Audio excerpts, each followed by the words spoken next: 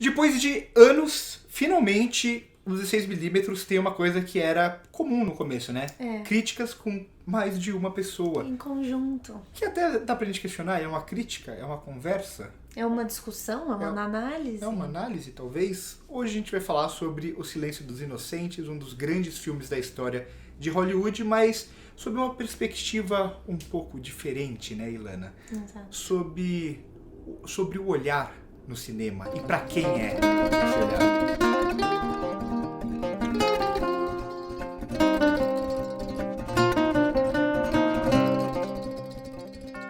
É muito fácil a gente falar de Silêncio dos Inocentes e marcar na nossa cabeça o personagem do Hannibal Lecter. É muito fácil a gente analisar o Hannibal Lecter em vários dos outros filmes que ele já apareceu. Mas e a Clarice? E não só isso, né? Tipo, a gente fala muito sobre Silêncio dos Inocentes, sobre uma lógica de, as atuações são muito boas.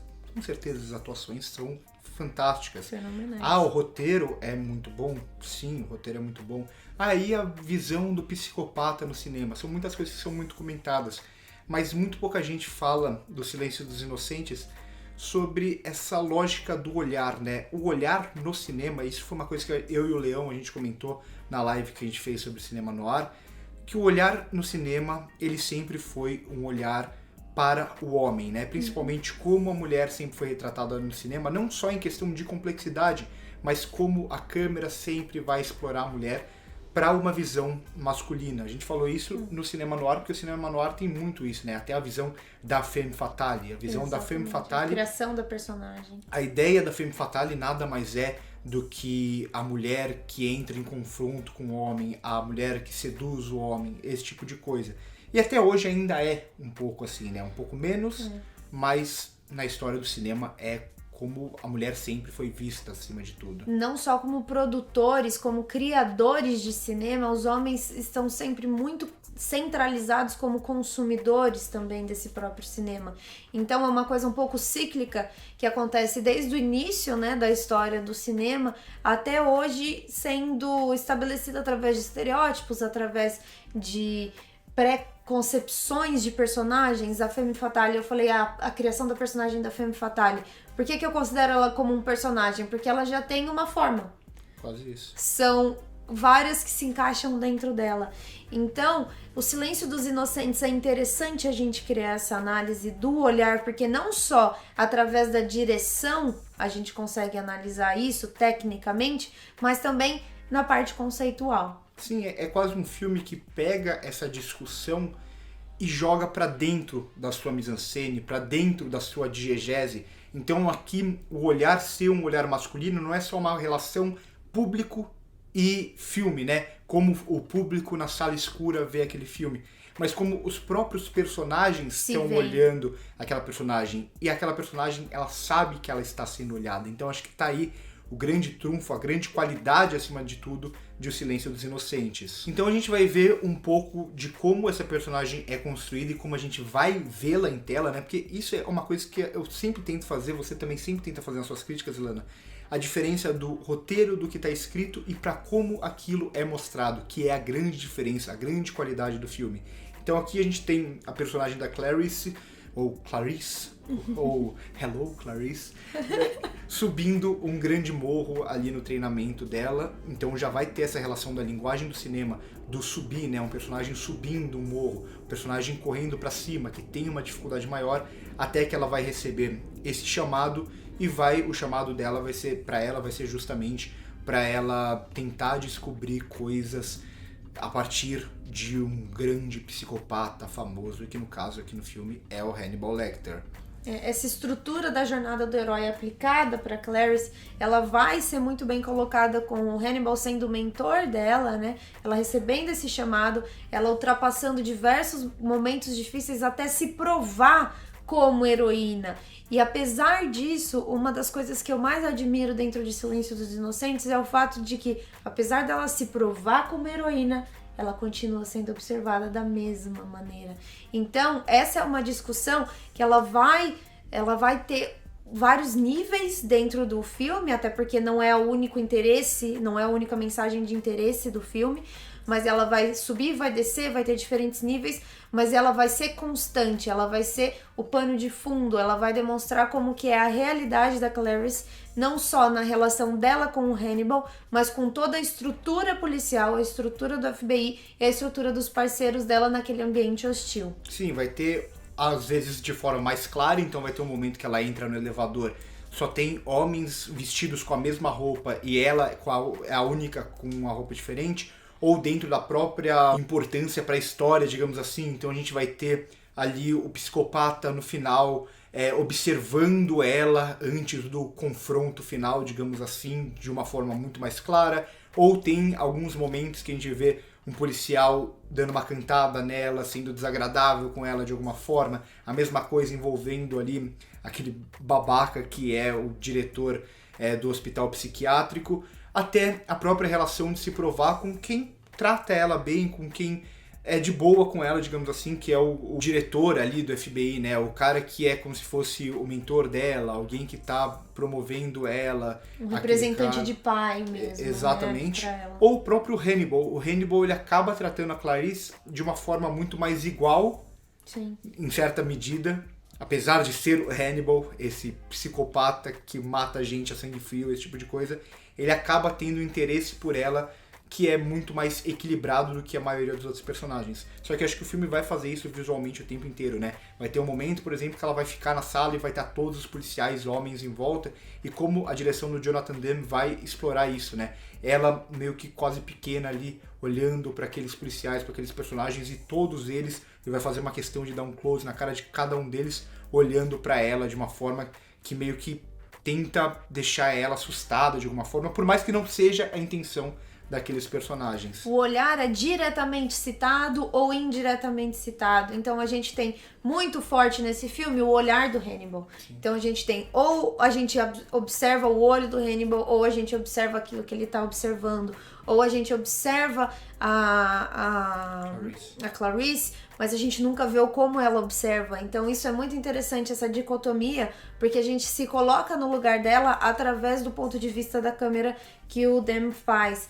Então uma coisa que eu acho muito interessante falar sobre a relação do Hannibal com a Clarice é que é extremamente equilibrado, ao mesmo tempo que ele tenta criar uma fetichização dela, porque existe isso a partir do ponto de vista do Hannibal. Muito provavelmente no começo é possível identificar isso quando ele pergunta, mas isso foi depois de uma felação, alguma coisa assim, porque ele quer que isso exista dentro dela, e ele não consegue achar isso dentro dela. Ele consegue achar um cordeiro, ele consegue achar uma representação de Cristo nela, e coloca essa representação junto com ela num desenho, é o olhar mais uma vez dele para ela. Então, não só em relação à técnica, em relação a como a direção vai utilizar a sua câmera e vai colocar o outro criminoso, o outro psicopata com uma lente de visão noturna e ela extremamente, né, num momento extremamente crítico para a vida dela, né? Mas também sobre aquilo que é produzido através do olhar. E quando a gente está falando do olhar, a gente está falando também da perspectiva da câmera. Então a gente está falando de linguagem. Então o Jonathan Demme, ele vai usar a lógica que a gente está acostumado do cinema clássico, por exemplo, que é o que se popularizou desde sempre e tal, ele vai usar até para criar uma certa subversão.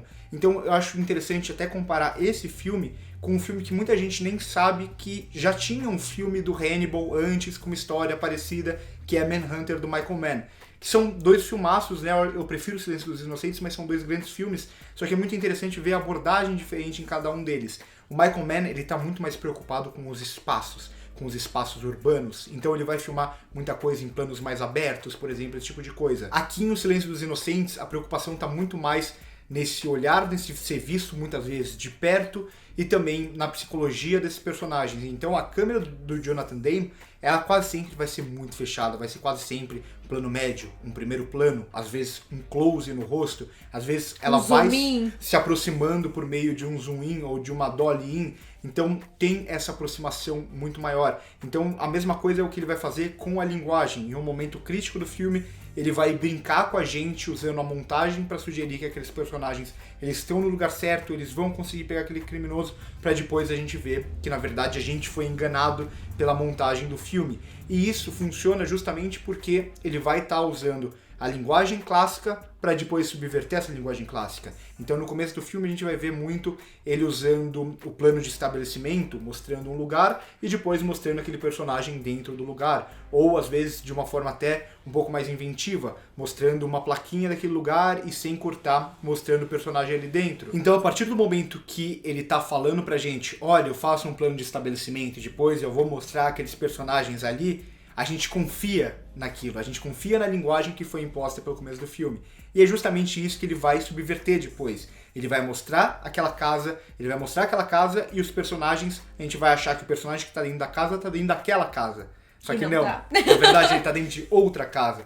Então eu acho que essas brincadeiras com a linguagem que começa no olhar, mas vai passar por muitos outros lugares, por exemplo, como ele usa o plano de estabelecimento, por exemplo, uma cena que você vai lembrar na hora comigo, Lana, que a Clarice e o Hannibal estão conversando e pela primeira vez ele vai deixar de usar o plano e contraplano para colocar pelo reflexo do vidro a cara do Hannibal do lado da Clarice e sugerir exatamente muita coisa a partir disso. Então eu acho que é a partir dessas escolhas de linguagem que Silêncio dos Inocentes se transforma em um filme fascinante. E são esses pequenos movimentos de câmera, são essas pequenas linguagens, expressões linguísticas que vão determinar, por exemplo, nessa cena específica que você lembrou, como que existe um pedaço da inteligência de Hannibal Lecter dentro de Clarice, e é por isso, talvez, que ali cria-se uma conexão entre os dois, é porque ele consegue ver essa inteligência dele nela, ele consegue se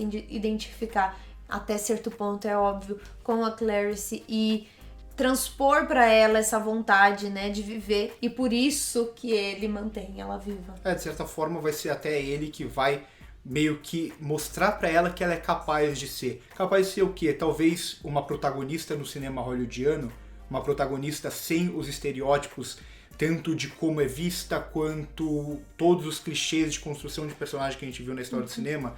Então, de certa forma, a gente pode transpor a Clarice, não só para Clarice dentro daquele filme, não só para Clarice em Silêncio dos Inocentes, mas para Clarice, o significado da mulher, dessa personagem, para o cinema como um todo. E não só falando bem de Silêncio dos Inocentes, que não é só o nosso trabalho analisar a partir de uma esfera, a partir de um ponto de vista, eu acho importante a gente retomar um pouco esse olhar, não só para Clarice, mas para o personagem do outro psicopata. O Buffalo Bill. O Buffalo Bill, que é um personagem que tem a sexualidade indefinida pelo próprio roteiro, mas que é sugerida a sua transexualidade. E ali é o único personagem que a gente não consegue adquirir uma relação, uma aproximação, uma afeição. Então é um olhar que às vezes a gente tenta analisar, qual será a mensagem que esse filme tenta passar? Qual será que é o olhar que esse filme tenta colocar em cima do Buffalo Bill? E eu, hoje em dia, assistindo esse filme mais de uma vez, não vejo esse olhar de uma maneira muito justa pro Buffalo Bill, muito justa para esse personagem. Porque realmente ele serve ali como caminho pro Hannibal e ele não tem mais uma justificativa de ser a não ser essa. Ao mesmo tempo que tem esse lado de colocar que vem desde muito antes e talvez ali na década de 90 ainda se tinha uma visão um pouco menos complexa e etc. Mas a gente tem muito esse lance de personagens LGBT ser o psicopata, ou ser o vilão. A gente vê isso, por exemplo, em Strangers on a Train do Hitchcock, e isso vem desde muito antes, né? E aqui a gente tem essa figura que, ao mesmo tempo que ela é uma figura enigmática, então o Hannibal fala, ele acha que ele é transexual, mas ele não sabe realmente o que ele é. Aí, ao mesmo tempo, a gente vai ter esse personagem tendo uma afeição pelo cachorro, que teoricamente um psicopata a gente não estaria acostumado a ver, mas ao mesmo tempo ele tem várias coisas nazistas no cenário dele. Então ele acaba sendo um personagem que ele tem uma complexidade, só que ele cai também em um estereótipo. E mais uma vez a gente volta, como você falou, para o olhar, como esse personagem está sendo observado também pela câmera. Então por hoje é isso. Se você gostou do vídeo, já deixa seu like aqui embaixo, comenta se você gosta do filme ou não, o que você acha dessa nossa perspectiva, o que você acha do olhar no cinema, da câmera no cinema. A câmera é o olhar do diretor. Comenta tudo isso aqui embaixo. Também você pode se tornar membro do 16mm clicando aqui embaixo em Seja Membro. E no primeiro comentário fixado tem as nossas outras redes sociais. Por hoje é isso aí. Corta.